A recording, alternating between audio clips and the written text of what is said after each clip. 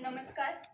नाट्य शुभांगी जयसिंगपूर सुवर्ण महोत्सव हौशी कलाकारांसाठी एकपात्री अभिनय स्पर्धेमध्ये मी कुमारी डॉक्टर दीपिका संजय फ्रॉम बारामती आपल्यासमोर विषय सादर करते. मी जिजाऊ बोलते. जाधवांची कन्या, भोसल्यांची सून, शोभांची माता, भाग्य कोणते अजून. हिंदवी पथक अभिमानाने डोलते. ऐका हो ऐका, लक्ष देऊन ऐका, मी जिजाऊ बोलते. मी जिजाऊ बोलते. माळचा राणी आणि लखोजी राजे यांच्या पोटी आमचा जन्म झाला. आमचा जन्म झाल्यावर दारादारात रांगोळ काढण्यात, तोरणे बांधण्यात आली, हत्तीवरून मिठाई वाटण्यात आली आणि आमचं नाव जिजा ठेवण्यात आलं. जिजा म्हणजे जय आणि विजय.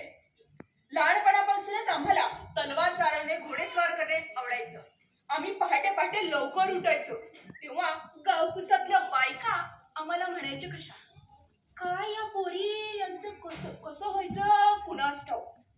परंतु आम्ही मात्र निश्चय केलेला, काही झालं तरी चालेल पण आपण मागे सरायचं नाही. नंतर आमचा विवाह झाला. आता जाधव घराणं आणि भोसले घराणं दोन्ही सरदार कुटुंब.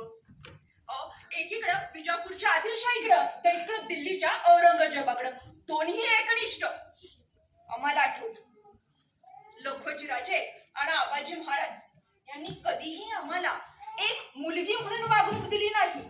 ते एक लढवई राजपुत्री कसं घडवावं तसं त्यांनी आम्हाला शिक्षण दिलं. आणि आम्ही जेव्हा तलवार चालायचो, घोडेस्वार करायचो, तेव्हा आबाजी महाराज आम्हाला पाहिल्यानंतर म्हणायचे, रणचंडिका. आणि त्यांचे हे शब्द जेव्हा आमच्या कानावायचे तेव्हा आम्हाला धन्य झाल्यासारखं वाटायचं. आम्हाला अजून तिथं सतत मनामध्ये एक प्रश्न पडायचा, सर्वत्र मुघलांची सत्ता, यवनांची सत्ता आपल्याच माणसाच्या रक्ताचे पाठ ठरवून पडले जाते आणि इथं आपल्याच अबलांच्या आया बहिणीची अब्रू लुटली जात आहे. हे चाललंय काय.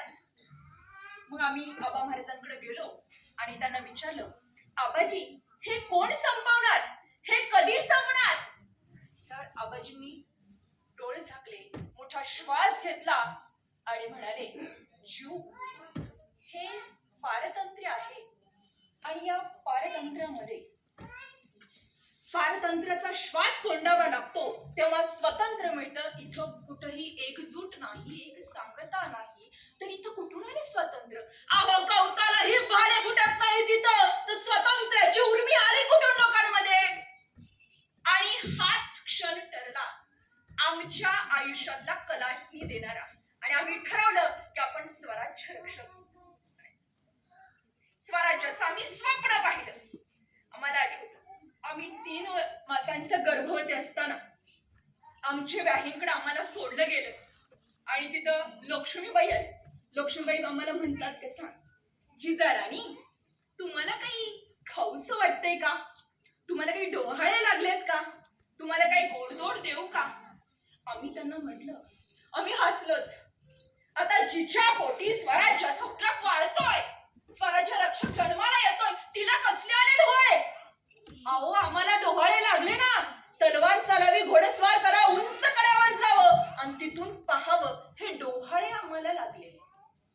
आम्हाला अजून आठवते, स्वारी चालली होती, स्वामी चालणार होते आणि ते आम्हाला म्हटले, जिजा माग, तुला काय मागायचंय ते माग. आम्ही एकच म्हटलं, आपले पाय परती यावे, आपले पाय परती यावे.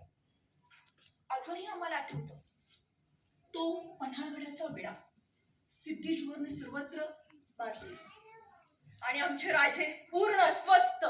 याआधी आम्ही कधीही राजांना इतकं अस्वस्थ पाहिलेलं नव्हतं. आम्ही राजांच्या कक्षात गेलो आणि त्यांना म्हटलो, राजे काय झालं. राजे आम्हाला कोणाशीही बोलायचं नाही. आम्ही पुन्हा विचारलं, राजे काय झालं.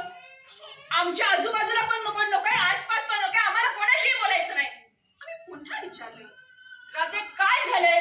राजे म्हणाले, आम्हाला जगाचा निरोप घ्यायचा आहे. त्यावर आम्ही उत्तर दिलं, राजे हाच दिवस तुम्हाला आम्हाला दाखवायचा होता का. आम्ही चाललो होतो ना सती, सुपा लावली होती, हिरा बांगड्या भरला का मळवट भरलेला, आणि त्या क्षणी तुम्ही राजे म्हणला, महासाहेब तुम्ही जाऊ नका, तुम्ही जर गेला तर आम्ही मिळायला विजय कोण पाहणार, आमच्या पाठीवर थाप कोण मारणार.